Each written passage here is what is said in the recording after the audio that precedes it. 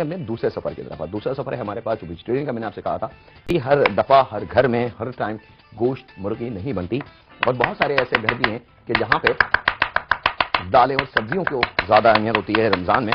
और ये रिक्वेस्ट मैं करूंगा अपने देखने वालों से भी कि कोशिश करें कि खाने को बैलेंस कर लें, यानी कि सब्जी, दाल, गोश्त, चिकन सब चीजें शामिल रखें अपने खाने में, ताकि जो ग़िज़ा की कमी हमें महसूस हो हमारे जिस्म में, वो इन सारी चीजों से पूरी हम कर सकें। एक कॉल है हमारे पास, उनसे बात करते हैं। अस्सलाम वालेकुम।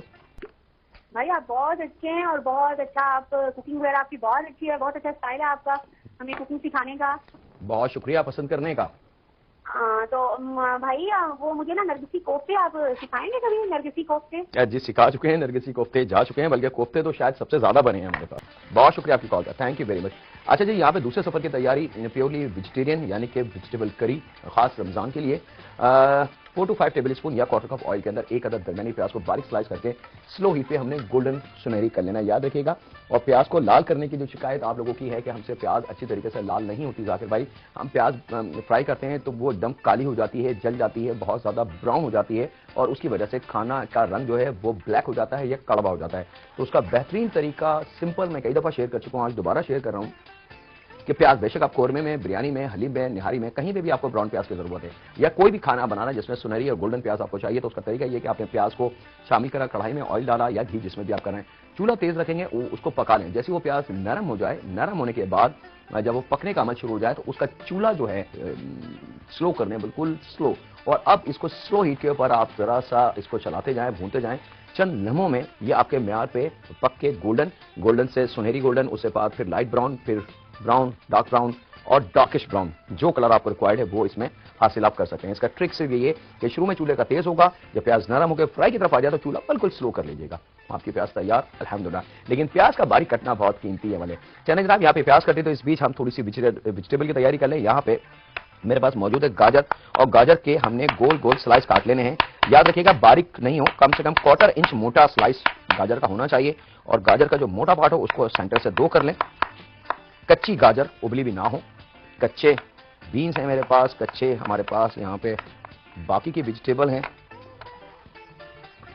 क्योंकि हमें इन सारी कच्ची वेजिटेबल का जो अर्क होगा, जो खुशबू होगी, वो हमें रिक्वायर्ड है हमारे अपने इस वेजिटेबल में। और यहां पे मैं तैयारी करता हूं बाकी की वेजिटेबल। आपसे ज्यादा चाहता हूं छोटे से ब्रेक की, तो कहीं वेलकम बैक जनाब, ब्रेक से वापस आ चुके हैं। यहाँ पे प्याज हमारी, मैं दिखा दूं अपने देखने वालों को कि सुनहरी गोल्डन लाल जैसी प्याज हो गई, क्योंकि अब वो चूल्हा ऑयल गर्म है, अगर मैं उसको रोकता तो शायद मेरी प्याज जल जाती। तो हमने 2 टेबल स्पून के बराबर अदरक लहसन का पेस्ट शामिल करके प्याज का चूल्हा बंद कर देना है और प्याज को रोक लेना है, ताकि प्याज मजीद जलने से महफूज रह सके।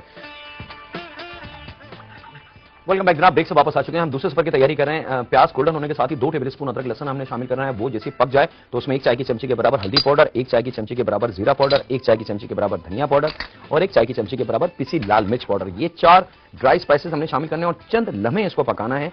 प्लीज इससे ज्यादा नहीं पकाइएगा, नहीं तो ये मसाला जल जाएगा। बस ये अपना रंग खुशबू इस ऑयल को दे दे। तो इसमें तकरीबन लगभग 4 अदद टमाटर हल्के से गर्म पानी में उबाल के उसका छिलका हम निकाल लेंगे। और उबालने से मुराद प्लीज याद रखिएगा वो नहीं है कि ओवर कुक्ड हो जाए। उबालने से मुराद जोश देना है गर्म पानी में चंद सेकंड का, और उसके बाद हमने इसको निकाल लेना है छिलका, और उसके बाद काट के, टमाटर कच्चे होने चाहिए, टमाटर ना पके, सिर्फ छिलका उतरने की हद तक। और उसके बाद जब टमाटर इसमें क्यूब फॉर्म में कटे हुए शामिल करें तो उसमें आधा पाव दही अच्छी तरीके से फेंट के वो शामिल करना है। इसको मिक्स करेंगे और उसके बाद इसमें 2 अदद छोटे क्यूब कटे हुए कच्चे आलू, गाजर जो हमने काटी थी वो, लोबिया, चूल्हे की लो दरमियानी है याद रखिएगा,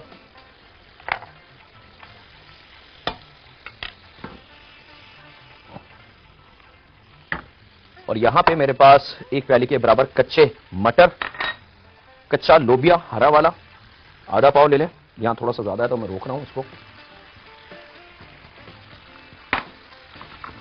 और ये शामिल करके हमने बाकी कुछ चीजें हैं जो चंद लम्हों बाद इसमें शामिल होंगी।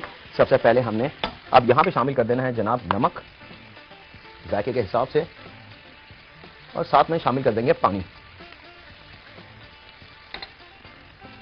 पानी हमने यहां पे शामिल कर देना है लगभग 1 से 1.5 कप।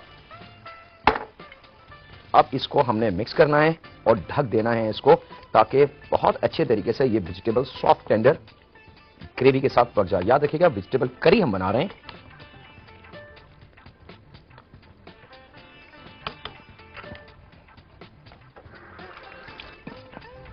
और अब हमने इसको कर देना है कवर। मैं इसको ले जाता हूं अपनी दूसरी कढ़ाई, दूसरे चूल्हे की तरफ, ताकि ये स्मूथली पकता रहे और हम शुरू कर लें। और यहां एक नजर हम अपनी सब्जी को देखते चलें। खुशबू करी की, तो आप देख सकते हैं कि हर वेजिटेबल का अपना लुक मौजूद है और दम पे ये पक रही है। इसको पकाने का अमल प्लीज दम का ही है, याद रखिएगा। और जब तक जो सॉलिड वेजिटेबल है, सॉलिड वेजिटेबल इसके अंदर दो हैं, पहले नंबर पे आलू है और दूसरे नंबर पे इसे मौजूद है गाजर। जब ये दोनों वेजिटेबल सॉफ्ट हो जाए, यानी कि आलू और गाजर, तो बाकी की वेजिटेबल मटर और लोबिया तो वैसे ही, टमाटर तो खैर है ही एक भाप पे गलने वाली चीज, तो वो तैयार हो जाएगा। फिर आपने इसको फाइनल करना है। फाइनल की कुछ चीजें अभी मेरे पास मौजूद हैं इसकी। वेलकम बैक जनाब, ब्रेक से वापस आ चुके हैं हम और यहाँ पे हमारी वेजिटेबल करी बिल्कुल तैयार है। हमने यहाँ पे 3 से 4 अदद हरी मिर्चों को लंबाई में काट के शामिल कर दिया है, थोड़ा सा हरा धनिया चॉप करके इसमें शामिल करा है।